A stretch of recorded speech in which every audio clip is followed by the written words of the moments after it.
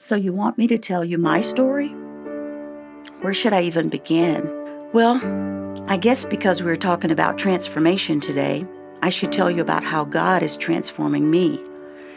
I should start by telling you how I grew up in the 50s and 60s, one of 9 children, 4 brothers and 4 sisters, to parents that were hardworking laborers who put everything they had into me and my siblings. But being the middle of 9, I often felt overlooked and different from my siblings. I felt that I didn't have anything special like the rest of them. And growing up during a time when my ethnicity was looked upon as second class, this only added to my confidence level already being pretty low. It was not until I went away to college that I realized I was so far from what my faith was. You see, although I was raised in a loving Christian home, I was only going through the motions of being a Christian. Inside, I was rebellious, stubborn, and extremely selfish.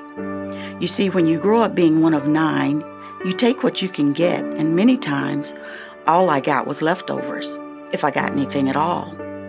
So as I grew up and became an adult, of course I worked and became responsible for myself, and my selfishness grew even more, because now I didn't need to answer to anyone, and I was providing for myself.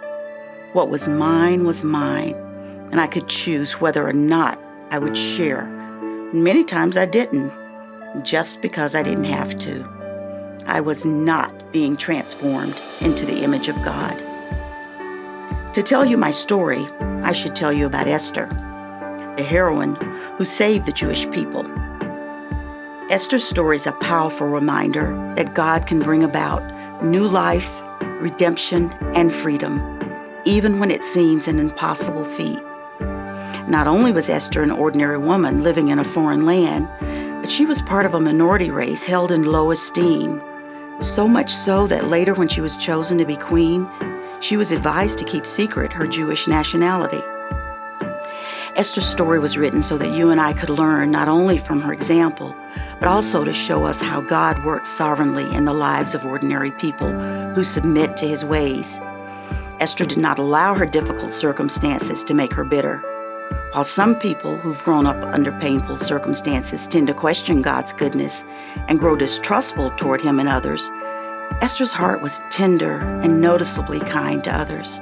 She waited on God's timing. And while waiting on God's timing is often difficult, it's always perfect.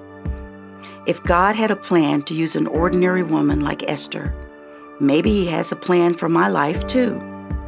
To tell you my story, I should tell you about Martha, the sister of Mary, through whose life-changing encounters with Jesus, we see the importance of balancing service with worship, of trusting the Lord even when all seems lost, and of being gracious and hospitable for the glory of God. To tell you my story, I should tell you about serving here at North Atlanta in the Anchor Ministry, how this was the farthest thing from my mind when I first came here, but a trusted friend asked me to sit in a group, and how God transformed my heart to not only serve but fall in love with these women and their children. How I went from sitting and observing to teaching a class during Bible study, and then teaching a class where the ladies live. And serving in the hospitality ministry, how God transformed my heart to want to be a part of serving and meeting needs and preparing and serving meals for those in need whenever and wherever possible. God, through relationship with him, is transforming me into his image piece by piece and day by day. I'm not sure what you call that, but I call that discipleship. See, to tell you my story, I need to tell you our story.